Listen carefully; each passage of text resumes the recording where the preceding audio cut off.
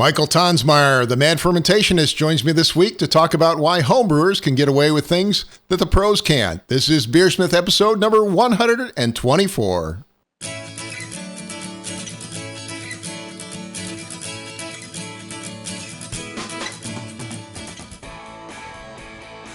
This is BeerSmith episode number 124, and it's early April 2015. Michael Tonsmeire, the author of American Sour Beers, joins me this week to talk about things that homebrewers do that pros can't.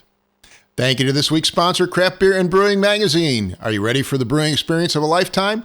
I'll be teaching a few seminars at the Craft Beer and Brewing Retreat at Devil's Summer Ranch in Colorado this fall.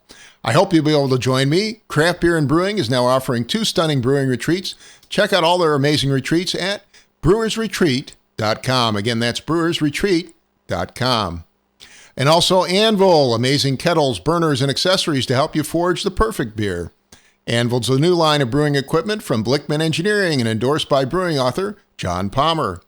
Anvil is a durable, reliable, quality line of brewing equipment that's built to last. Find out more about Anvil at anvilbrewing.com. Again, that's anvilbrewing.com. And finally, BeerSmith software, the industry standard for home and professional brewers. It lets you design great beer recipes and brew with confidence. Download your free 21-day trial today from beersmith.com. And now let's jump into this week's episode. Today on the show, my guest is Michael Tonsmeire, the author of the book American Sour Beers and author of the Mad Fermentationist blog at themadfermentationist.com. Michael's been on the show at least 4 times before, including most recently in episode number 95 to discuss homebrewing secrets. Michael, it's great to have you back on the show. It's always a pleasure to be on the show with you, Brad. So what have you been up to since we last talked? It's been about a year, I think. Wow, it's amazing how time flies with these things. The book release has been a huge success. I think we're coming up on the 2-year anniversary of that, and I have definitely not been working on another book. It was a labor of love, and it was something I'm really happy I did. But I've learned that what I really love doing is brewing, and so I've been doing a lot of home brewing. I've been consulting for some commercial breweries here and there. I've got a planned trip coming up soon to Norway for a Norwegian homebrewers weekend, as they call it, in Drammen.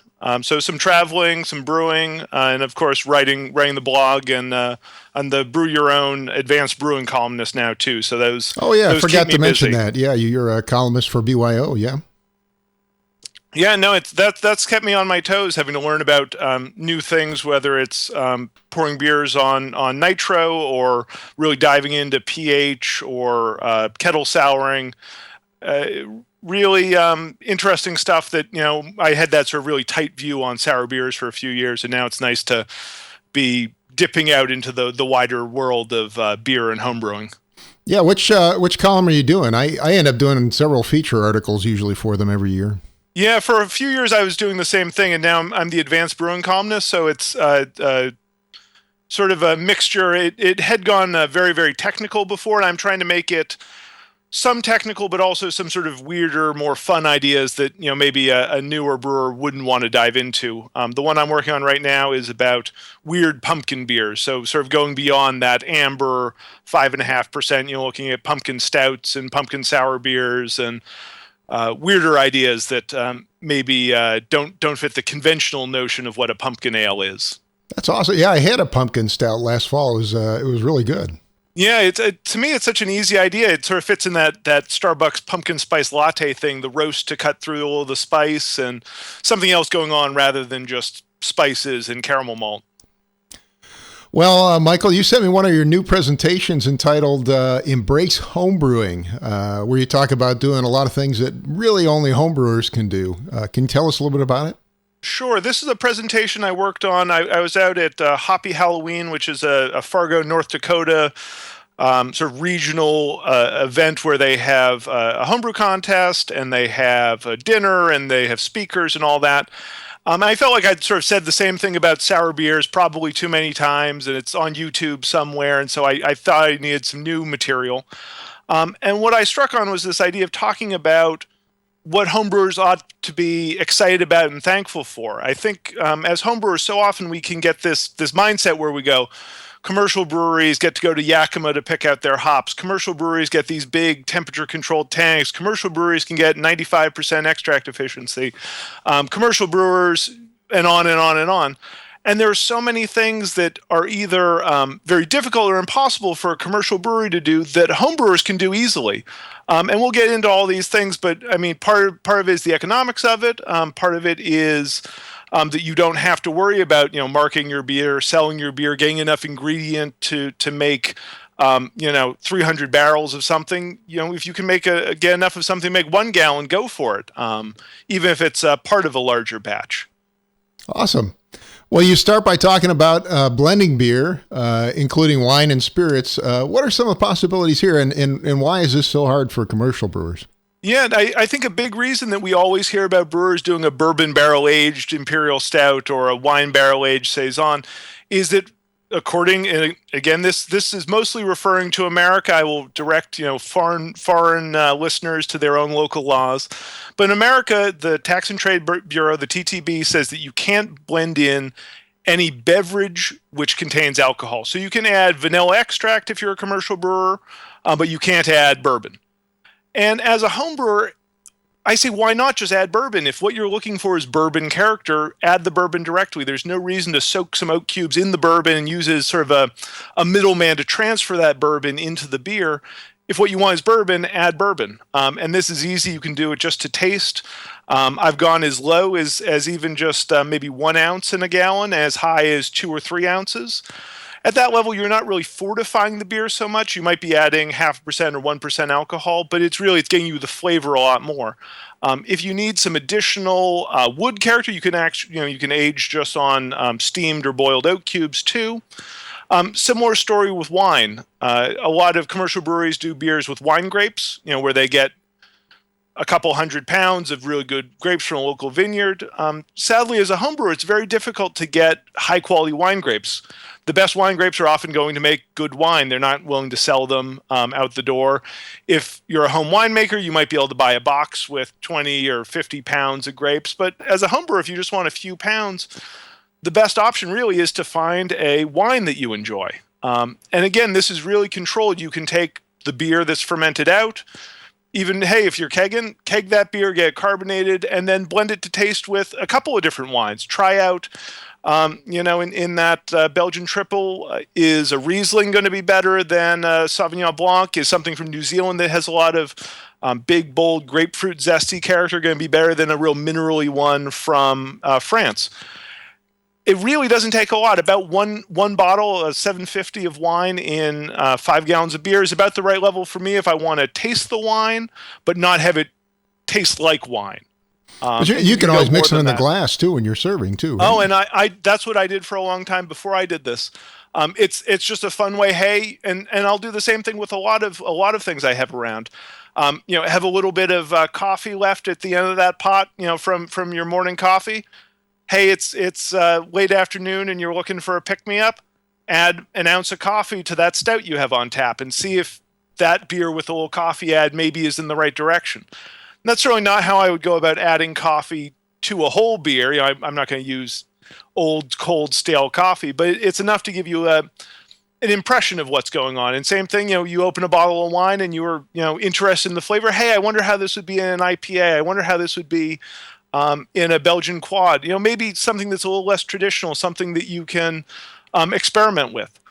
Most wines are pretty dry, and so you don't have to worry too much about adding them right to the bottling bucket. Same thing with spirits. There's really no sugar in there, so it won't affect your priming calculations. When you start dealing with liqueurs, and I've used things like Frangelico for hazelnut or Kahlua for coffee, you do start having to worry about the sugar that's going in. Randy Mosher in Radical Brewing has a little formula in there where he talks about if you want to add a liqueur, how much sugar it's going to have, and then how much you might want to reduce your priming sugar as a result of that. So that's again, if you add it to the finished beer. I assume if you use a liqueur, just mix it in when you're drinking. That would be just fine too, right? Oh, exactly. And the only risk there is that beer, even though it tends to have a relatively high finishing gravity compared to a cider or a wine or something like that, there's very little simple sugar in there. And so for some people, if you're adding Kahlua directly to the beer, and it's already kind of a bigger, sweeter beer. It may make it kind of sugary and sweet, and may not be exactly what you want. But again, that's the fun thing about these in the glass experiments. Give it a shot. If it works, great, and if not, you're out. A half an ounce of Kahlua and 6 ounces of beer, and that's really not the end of the world. And to me, this is all it's a lot better option than sort of the alternative for homebrewers, which is sharing barrels. I've done a couple of group barrel projects over the years, and they're fun. Mm-hmm. But for a clean beer, the odds that you're going to get 12 homebrewers who each brew 5 gallons of clean beer without any bugs in it, and don't accidentally introduce something, you blend them all together and you let it sit in a barrel in somebody's basement for 3 months or 6 months warm, that there weren't a few thousand cells of something that shouldn't have been in there. They're going to turn your delicious wee heavy, as in our case, into an imperial oud brune. And so nice sour flavor, huh? Oh, it turned out to be a fantastic beer. It scored over 40 in a couple competitions. But when you have your heart set on a bourbon barrel wee heavy and you end up with a sour 12% malty thing, the odds that it's going to be good are very low. And so I would very much encourage that route. And even as an ideal over, I hate the idea of barrel-aged IPAs. To me, an IPA should be as fresh as possible. And when you go put an IPA in a wine barrel or a bourbon barrel, those hops are going to fall off. But hey, add a bottle of wine, add a cup of bourbon, and that might get you that fresh, bright hop character with a little of that barrel-y spirit character or wine character without having to wait on it. Now, you also mentioned that the TTB doesn't allow breweries to mix mead with beer, so you can't really make something simple like a braggot, which I didn't even know. Yeah, well, so you can make a braggot, but only by adding honey to the beer. And in that case, you can't go over 49%. So by the definition of beer, if it crosses over 50%, then you're making a wine or you're making a mead, and you'd need different licensing and those sorts of things. And again, sort of the laws on this are all kind of wacky and difficult and confusing.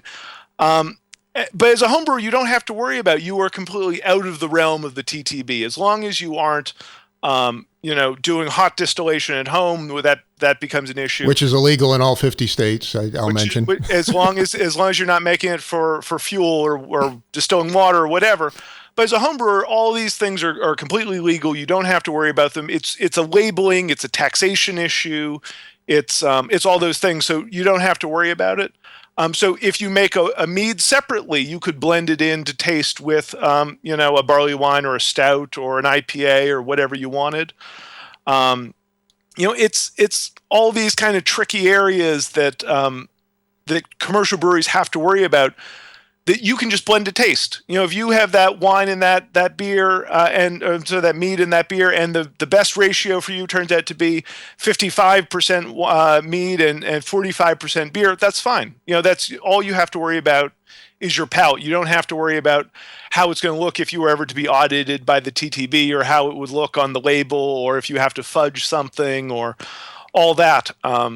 And again, the great thing about being a homebrewer is you can do exactly what you want without all those external concerns. So have you experimented much with braggots? I have actually. Just the most recent post on my site was not over that 50% line, but I did 5 different single varietal honeys in the same beer.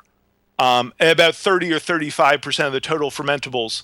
I took sort of a base pale sour, fermented it with East Coast yeast Flemish ale blend, which is great along the lines of a Roselaire or the White Labs Flemish ale.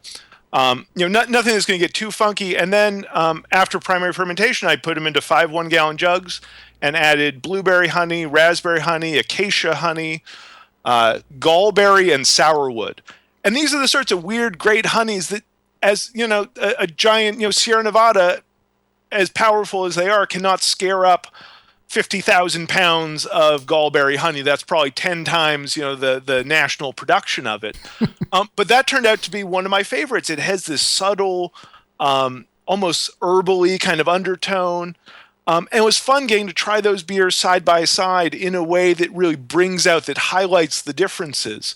On first sip, on first smell, they all kind of smelled pretty, a little honey, a little sour. But as they warmed and as I went back and forth, I really got, wow, I really enjoyed some. Like the sourwood had just that big classic honey flavor, that big floral, waxy, versus something like the blueberry that was a little darker and maybe would have been a lot better in a darker sour beer or a double or something like that. I think that's one of the great things about being a homebrewer is getting that space to play with flavors and to take chances when you don't have to worry about, hey, if this doesn't work out, I'm going to have to dump all this beer. Last time I was in California, I stopped by a brewery and someone was joking that they don't do many experimental beers because they have a house rule that the brewers can brew whatever they want, but if you dump a batch, it comes out of your salary. Oh, and that's that would hurt. And that's a lot of money. I mean, and as a brewery owner, you've got to be, understanding of the fact that if you're dumping a batch, not only is it the cost of the ingredients, but that was another batch of something that could have been in that tank that you could have been making a profit on. And as a home brewer, again, being able to do what brewers wish they could do, have that freedom to experiment and to try weird ingredients. And so what that the honey's $11 a pound? If you have a little extra money to spend, try something weird. Hey, save the extra honey and you can put it on your pancakes or do anything else with it. But find those fun ingredients and give them a try. And if it doesn't work out, it's not the end of the world. Nice. Yeah, I've dumped a few batches in my time. That's and who hasn't? And honestly, I think if you've never dumped a batch, either there's something wrong with your palate or you're not being very adventurous. Once you've been brewing for 10 years, everyone goes through that first year where everything tastes great, but at a certain point you start saying, I could drink this, but I dumped my last pumpkin beer. I put it on in September, and in January I still had a gallon left. And I just went, it's not worth, I'm not I don't have the physique that I need to chug an extra gallon of beer to get to what I want to put on tap next. Well, you can save those for later in the night, after your friends have already had a few. That's what I do. No, that's always the let's not open anything too expensive here. Finish this off, and then you get a reward. Well, moving on, the Germans have been concentrating beer by freezing it for some time in styles such as the Eisbach. Is this another thing you can try at home? Yeah, no, this is a real fun one. And it's a fun one to do even on a small scale. I know a lot of people sort of the method that has been sort of kicked around for the last few years is put the beer into your keg, set in the freezer, get it down, a little below freezing, let it get a little slushy, and push out. And that's great if you want to do 5 gallons of moderately concentrated Eisbach or Eis PA or Eis barley wine or whatever. But what I've done that's sort of a nice little quick experiment is take the beer, put it into a Tupperware container, put it into the freezer, let it get solid, sort of scrape it up, make sort of a beer granita, and then just let it drip through a sieve until you've got most of the color out. You'll be able to see the ice will be mostly white. You'll have a slightly darker color in the beer that you've collected. And then if you've got one of those carb caps where you can put this uncarbonated, and it's going to be dead flat because it's been frozen, into a plastic soda bottle, put the carb cap on. Alternatively, if you want to bottle it, you can certainly add some champagne yeast and a little bit of sugar. But it's a fun way to just explore. Hey, how would this beer that's maybe a little thin or came in a little under gravity, or hey, I mean, one of the best real big double IPAs I've ever had was made with this method. I think often when you get a real, people trying to do these triple IPAs, 12, 13, 14% alcohol, the problem there is it ends up kind of being a barley wine. Mm-hmm. It's hard to dry it out enough. It's hard to get enough hoppiness in there to make it have that IPA balance. But if you take a nice West Coast, really dry, Pliny the Elder style double IPA, and then freeze concentrate, you're going to get about 1.75 times the alcohol. So if you're at 8%, that would be what? 8 times 1.75. My mental math after a long 14, 15, something like that. Yeah, something like that. So I mean, you get pretty strong pretty quickly. 14 on the nose. So I mean, you're into a barley wine at that point, right?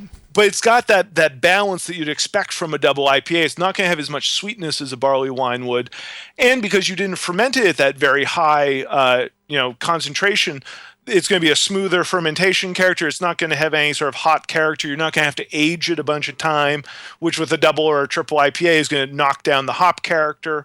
And so I think it's a fun way to do that. Same thing with sour beers. The sour beers often end so dry, but if you freeze concentrate, you're going to concentrate that little bit of sugar that's left.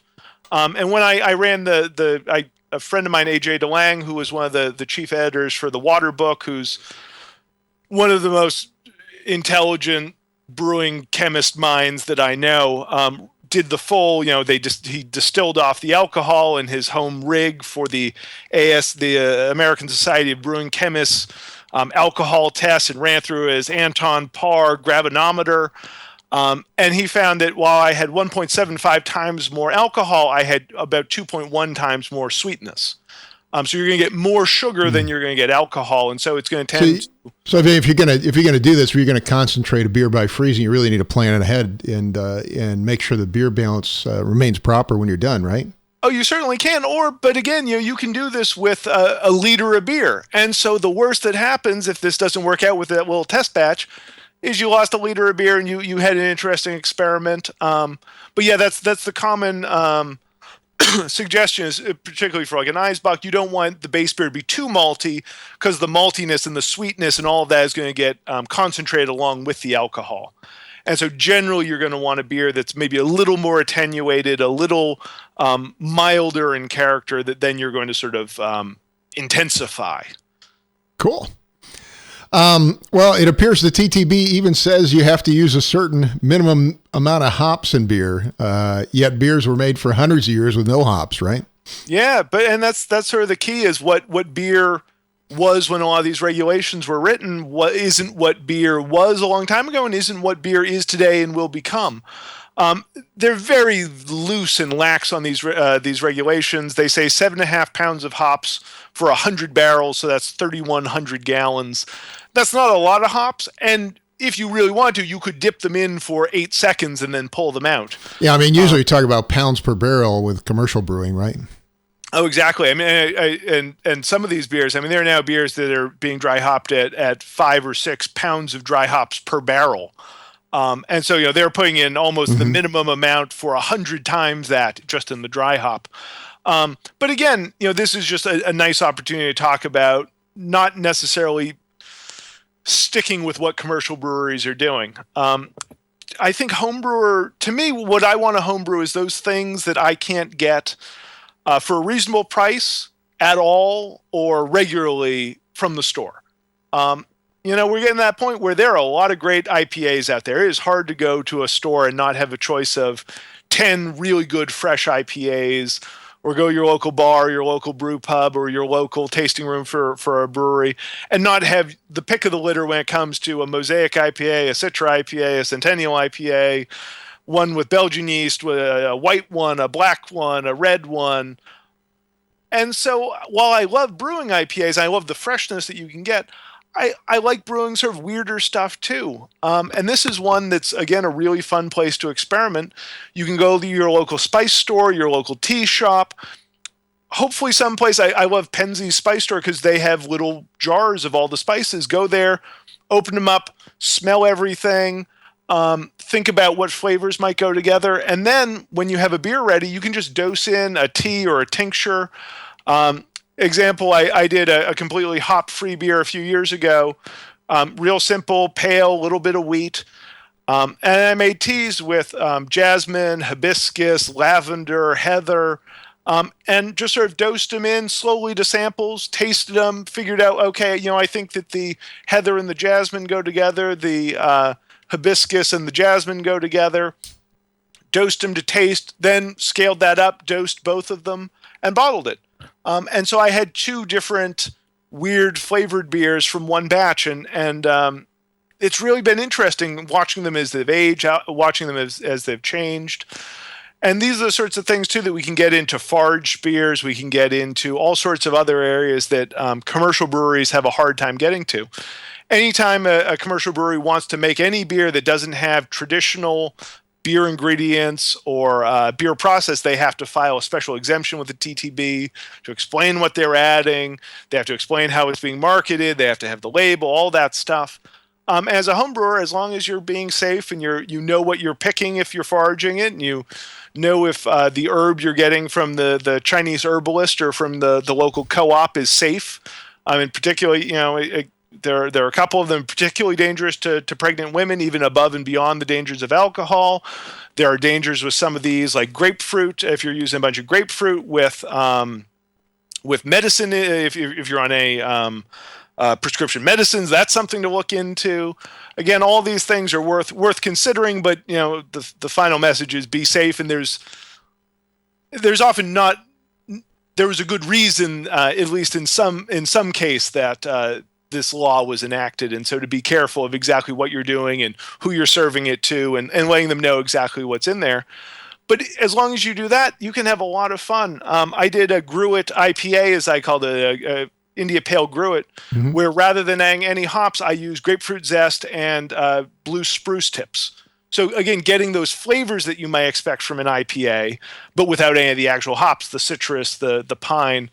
The only problem there was what I learned was I didn't get any bitterness, even boiling the spruce tips and some of the grapefruit peels. And so it was good. It was a good beer, but it had this kind of candy sweetness to it. And it's amazing, even a beer that finishes at 10-10 or 10-009, without the bitterness of hops, is going to have a very different balance, even than what you'd think of as a beer that only has 15 or 20 or 25 IBUs. And so if I did it again, hey, I learned my lesson, maybe I'll add 30 or 35 IBUs for bitterness, and then the spruce and the citrus as the flavor enhancing additions. So what are some other popular hop alternatives people use? Oh man, I mean, I guess coming from the sour beer world, for a lot of beers, I don't think you need to add those 4 or 5 IBUs, because the acidity of, say, the lactobacillus is going to be taking over that balancing member in the sweetness balance continuum. And if you're souring with lactobacillus, honestly, it's very IBU sensitive. Even 5 or 10 IBUs can cause problems for some strains.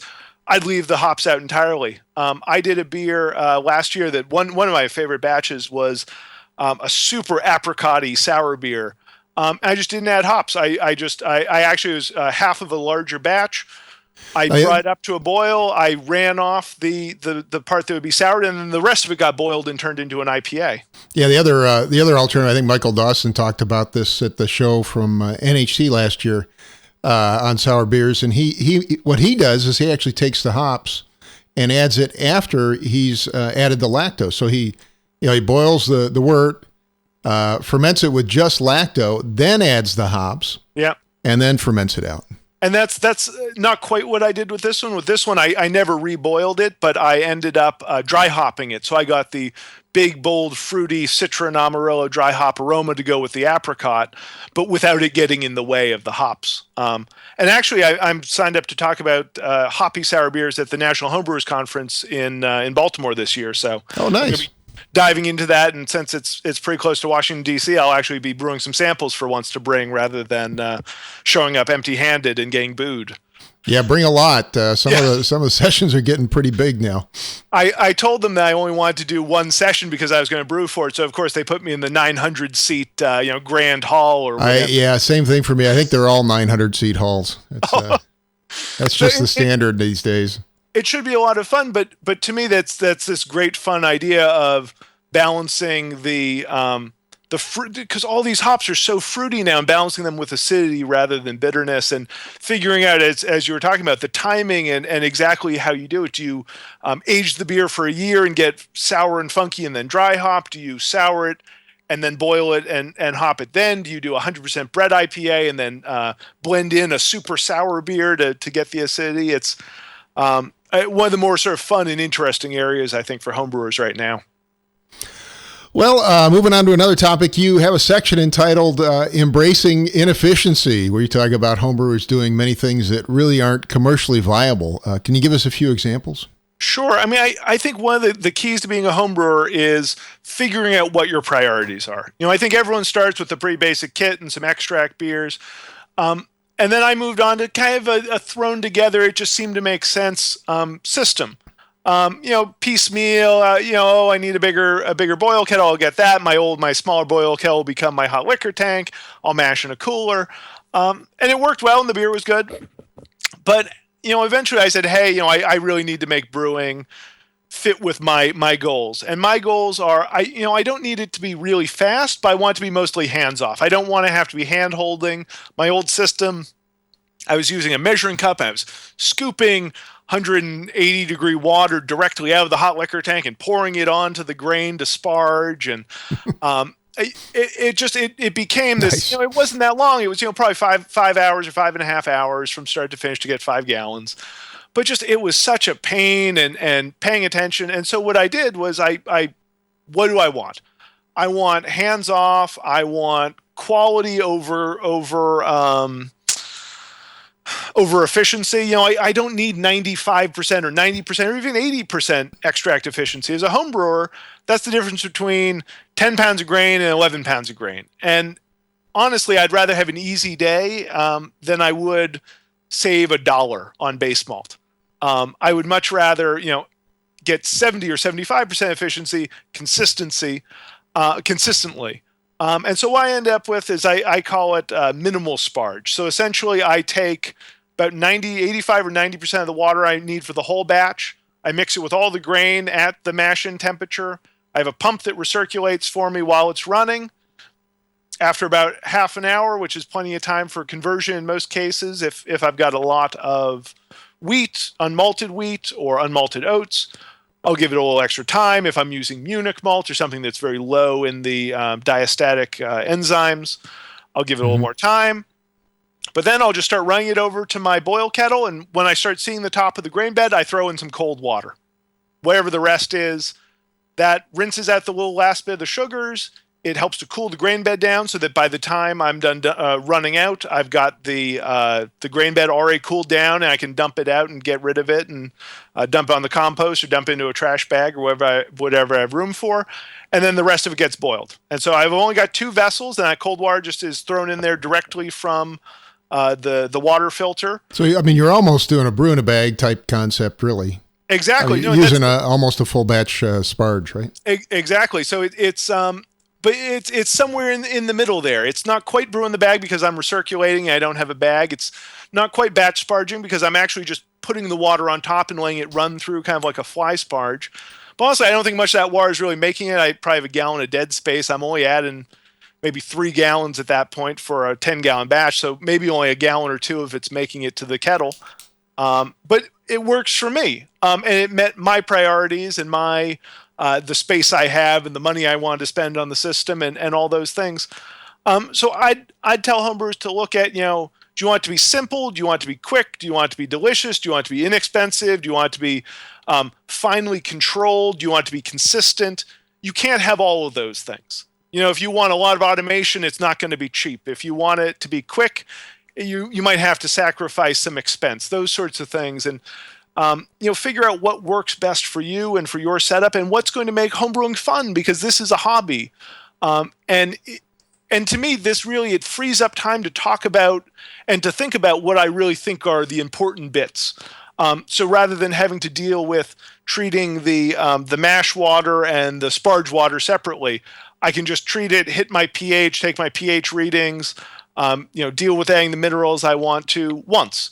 And then, that little bit of water at the end, as long as it's not very alkaline, if I'm using some RO or some distilled water to dilute out my carbonate, my water here in DC, I'll just save that for the sparge and just dump that on. If I'm doing a darker beer, it's such a small sparge. I'm not worried about tannin extraction. I'm not worried about anything like that. But it's worked out really well for me. And there are a lot of other, sort of areas that sort of tie into that, but really that's it to me, is figuring out what works for you. And where a commercial brewery, they're doing, some of these, the Modern Times, the brewery that I consulted for when they were opening, is now brewing dozens of batches a week and multiple batches at the same time and tens of thousands of barrels a year. And if they can even just save, 5% on that efficiency and increase it, that's a savings of thousands of dollars every week in grains. And not to mention, where the grains go and the labor of milling them and the expenses and all that. But as a home brewer, again, it's just a little bit of money, and if you're home brewing, spending a few extra dollars to save an hour, to me, is worth it. Maybe not for everyone, but that's why we're all home brewers and we all get to make our own decisions. Well, you also talk about going outside the BJCP style guides to try things that may not neatly fit into one of the predefined categories. Can you give us a few examples of that? Sure. I love the BJCP. I was one of the contributors to the most recent update on the sour beer sections. I just don't want to be beholden to what one judge who's going to drink 2 ounces of that beer at some point might think. I would much rather brew what I'm interested in drinking. If that means it's not quite to style guidelines, and I mean, the more guidelines we get, the fewer sort of big gaps there are in the guidelines. But there are a lot of brewers who, if you're brewing to win medals, you need to think about how do you want to position your beer. If you're brewing a foreign export style, you probably want to be on the big end, even a little over the big end of that style, because you want to stand up on that table, and someone's only drinking a small amount of it. You need those flavors to really wow somebody. And I don't, as a home brewer, honestly, the stuff I have on tap, I want to be able to drink a pint of it without having to, worry about, having too much alcohol, or I want something that, gets better after every sip, not something that, peaks with how big and thick and, impressive it is. And to me, it's sort of tied into, there are a lot of breweries who brew their beers for the tasting crowd, that we're going to sell one 750 for $25, and it's going to be a 15% marshmallow creme brulee sour beer. And it's going to be the sort of thing that you have an ounce of it and you say, wow, this is crazy. But no one wants to drink that whole bottle by themselves, let alone maybe even with 1 or 2 other people. It's the sort of thing that thrives in that kind of environment. And as a home brewer, I really want to brew beers for me as the intended audience. I don't care about winning medals. There's certainly, when I was younger, I'm just getting in the hobby, I wanted that,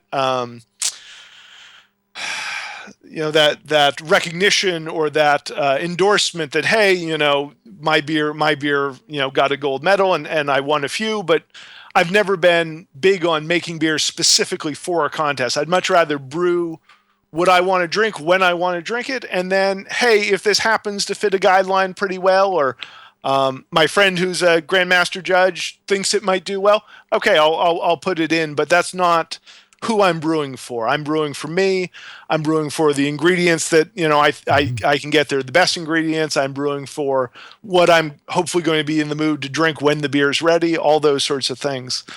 In the same breath, though, I think there's a real value in learning to dial in a recipe, in learning to be able to brew to hit a target, whether it's a BJCP style guideline, whether it's a commercial beer, whether it is a friend's homebrew batch that you really loved, whether it's a great idea that you have in your head that you conceptualize what the flavors are going to be, and then research and figure it out, and get that figured out and dialed in. And that's one of the fun things about homebrewing is figuring that out.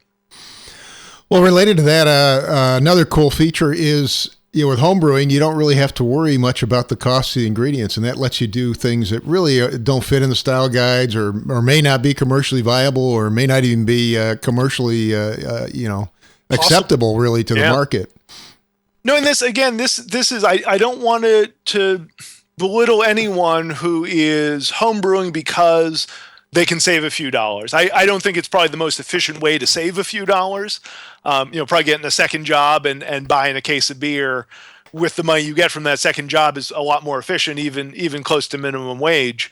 To me, I want to brew great beer. I'm putting between brewing and kegging and going to the homebrew store and ordering and researching, probably 10 hours a batch, to be generous, into this beer. And if I'm brewing a bitter, I want to use Maris Otter. I really think it makes a real improvement in it. I want to use a real high quality Pilsner malt if I'm doing a Helles or a Pilsner. But even I've been surprised, and one of the fun things I've learned doing test batches for breweries is that sometimes you end up discovering what you might not otherwise. So, for example, Black House, the Modern Times Coffee Stout, we started with Maris Otter in there, and then we decided, well, we're going to have a silo eventually. We should just use American Pale Malt, like the IPA and like the American Wheat. And the trick there was, okay, so we'll just switch it. We'll brew the recipe as is with American Pale instead of Maris Otter. It completely changed the character.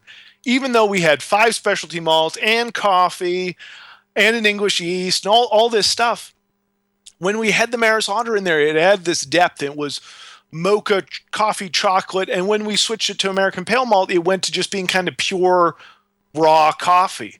And I never would have guessed that. I really would have thought that Maris Otter and an English Pale Malt in general, sure, it matters in a bitter, but what difference could it make when you have all those other things? And what we eventually stumbled upon, thank goodness for the guys at the brewery who figured this out, a little bit of biscuit, a little bit of kiln coffee malt, and we eventually sort of pieced that character back together with some specialty malts.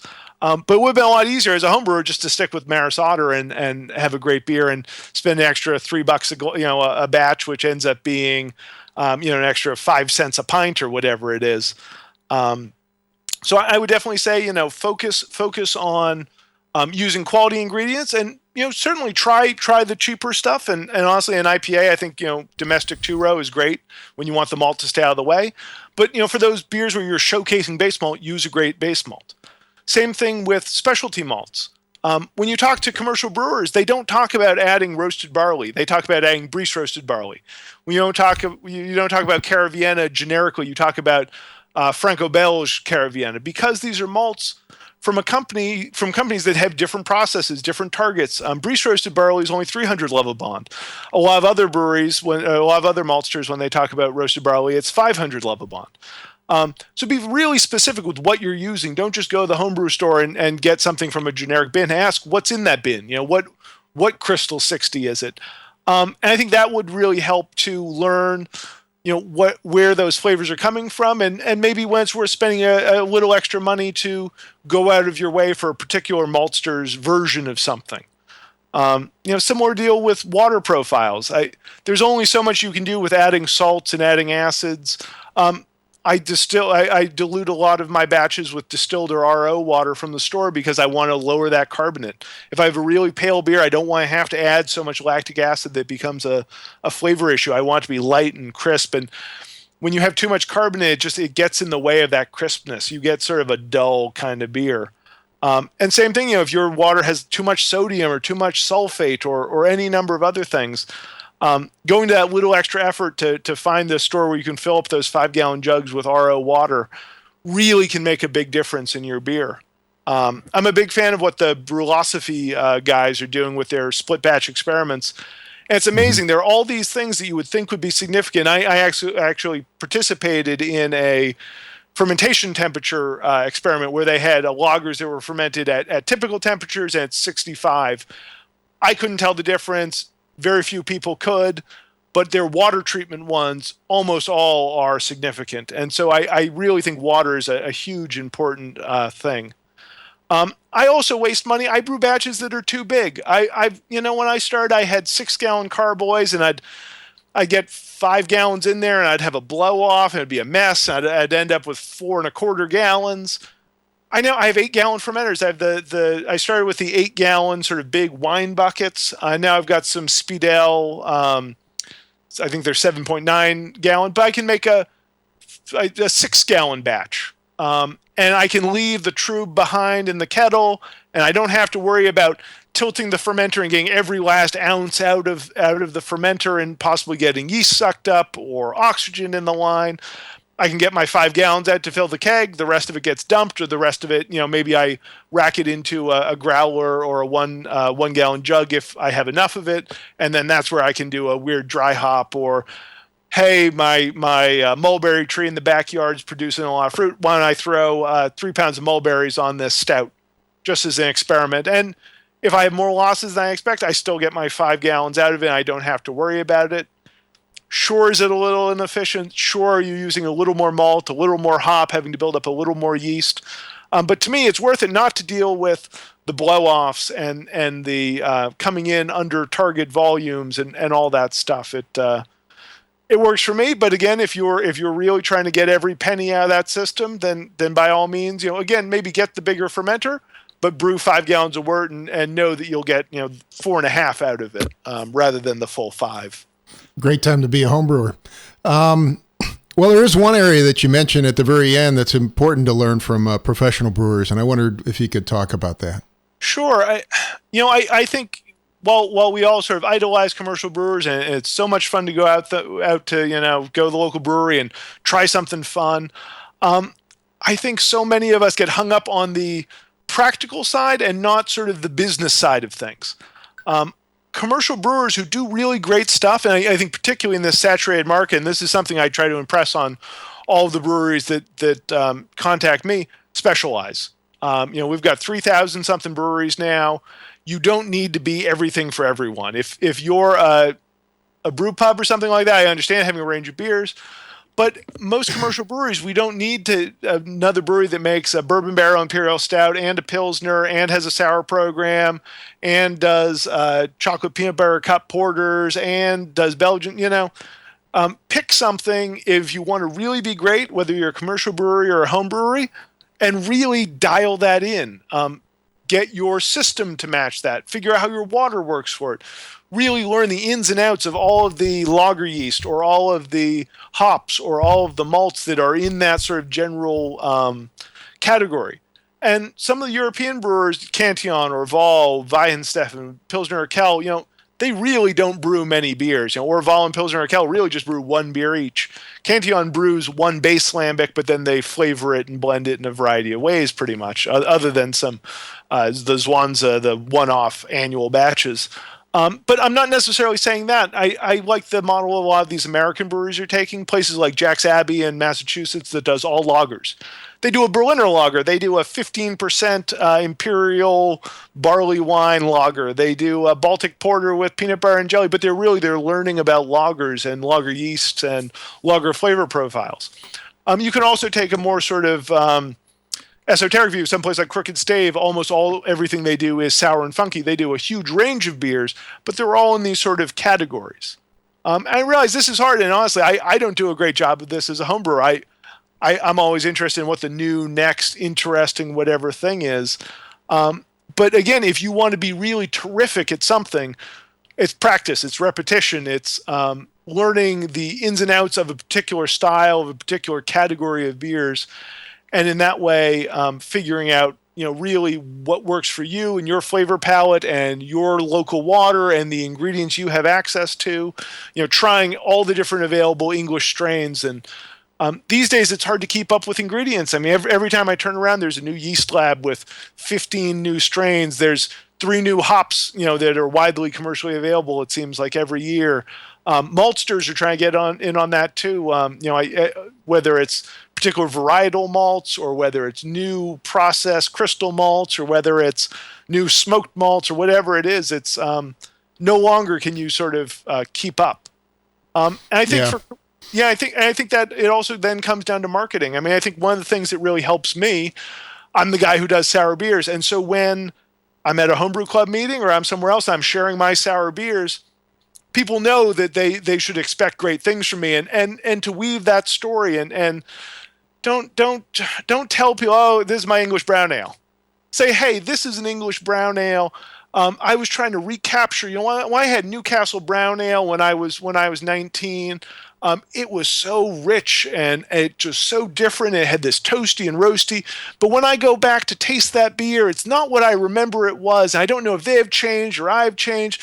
But this beer is designed to be Newcastle, but for my palate as it is today. And weave a story and if you take nothing else away, take the labels off your bottle. Have a good presentation. You don't have to do awesome fancy labels. They're cool. They're fun.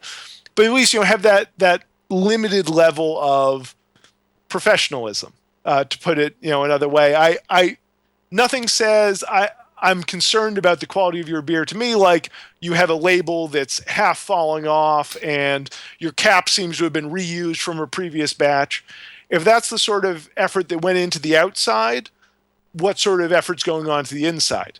Even, hey, delabel a 6-pack of bottles and put, 6 bottles into the nice delabeled bottles that you can bring to a club meeting or whatever, and save the junky labels for yourself. But to me, it comes down to figuring out, what's worth the time. And for bottles, I've gone, I used to just sort of rinse them and refill, after sanitizing. Now I go to a lot of effort to clean and sanitize, first soaking them in hot water and PBW, rinsing them, re-sanitizing them, getting all that crud that might have built up in there, even if you were rinsing them quickly.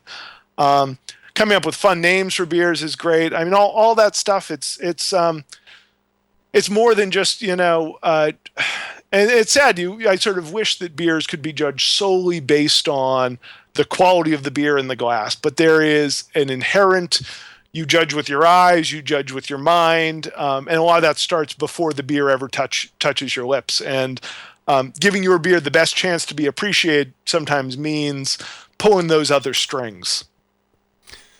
Well, Michael, really appreciate you being on the show. Thanks for sharing all that with us. Of course. No, it's always a pleasure to be on here, and I'm looking forward to seeing you. I assume you'll be at National Homebrewers in June? I'll definitely be there. It's it's in Baltimore. It's only a short distance from here. Exactly. No, I'm happy to be within striking distance. Last time it was close to here was Philadelphia, and I missed that one because I was on the West Coast at that moment. Well, I'm looking forward to your talk, Michael. Again, my guest today was Michael Tonsmeire, a.k.a. the Mad Fermentationist. You can find him at the madfermentationist.com. He's also author of the book, American Sour Beers. Thanks again, Michael. Thanks for having me. Well, thanks again to Michael Tonsmeire for joining me today. Are you ready for the brewing experience of a lifetime? I'll be teaching seminars at the Craft Beer and Brewing Brewers Retreat at Devil's Thumb Ranch in Colorado this fall. I hope you'll be able to join me. Craft Beer and Brewing is now offering 2 stunning brewing retreats. Check out all their amazing retreats at brewersretreat.com. And also Anvil, the new line of brewing equipment from Blickman Engineering. Kettles, burners, and accessories that are built to last. Get durable, reliable, high-quality brewing equipment at Anvil, anvilbrewing.com. Again, that's Anvil at anvilbrewing.com. And also BeerSmith software, the industry standard for home and professional brewers, lets you design great beer recipes and brew with confidence. Download your free 21-day trial today from BeerSmith.com. Thank you very much for listening. I hope you have a great brewing week.